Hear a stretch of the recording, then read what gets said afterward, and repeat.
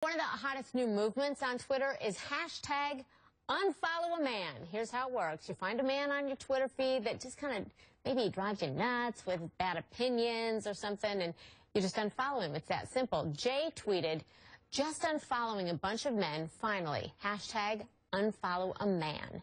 This movement was created by Katie Natopoulos. She's a staffer at BuzzFeed, and she is here. Hey, Katie, how you doing?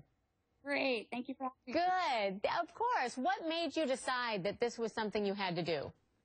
Well, I initially did it sort of as an experiment for something to write about for BuzzFeed. I had this idea of, what would it be like if I unfollowed all men on Twitter? And I thought I was just going to do it for like a month and then I would write about it. But I ended up doing it for about 6 months. And I'll tell you, I feel great. What? But you mean it's freeing? It is. I think part of it is that, if you've been on Twitter for a couple years, like I have, you've kind of been following the same people for a long time. And it's nice to just sort of shake up your timeline a little bit and follow a whole new set of people. I gotcha. Okay. So let's talk about the 5 tips you have if you want to, say, clean up your feed, so to speak, the way that you have done so. First of all, you say we need to click carefully. What do you mean by that? Yeah. Well, the unfollow button on Twitter is really buggy for some reason. I think they don't actually want you to unfollow people. And so what would happen was sometimes I would click it and nothing would happen. So I would click it again. And then all of a sudden I'd realize that I had actually refollowed the person. So I had actually sent them the notification that I had followed them. So, I just sort of wanted to quietly do this and not alert people that I was unfollowing them. But now they're getting an email. So just be careful of that.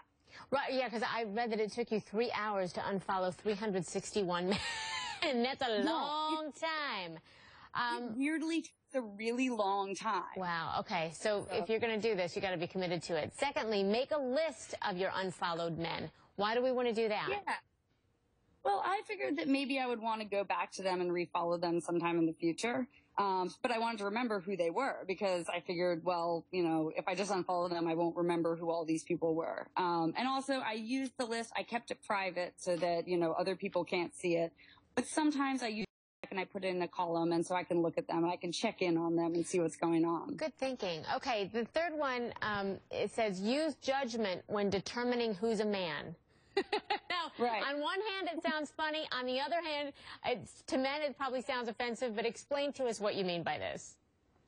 Well, there's sort of a broad spectrum of people who identify as a lot of different things that you'll see on Twitter. And, so I sort of made the policy of I would unfollow a trans man, but I would keep a trans woman. And then there was sort of these weird edge cases, like I follow someone who's a furry who identifies as a genderqueer horse. And so I figured, I'll keep them because they're not identifying as a man. All right. Makes sense. And Katie, we've run out of time, but I want to at least get your other 2 in there. One, you say be considerate of feelings of unfollowed men, because I know that you were confronted by several. And 2, you want to tell them, look, I unfollowed all men, because you don't want to offend anybody. And secondly, you say follow some new women. Again, kind of shake up your Twitter feed and see if you're getting bored with it, if there's something new out there that might catch your eye. So thank you so much, Katie. We appreciate it. Katie Natopoulos here from BuzzFeed. Good to see you today.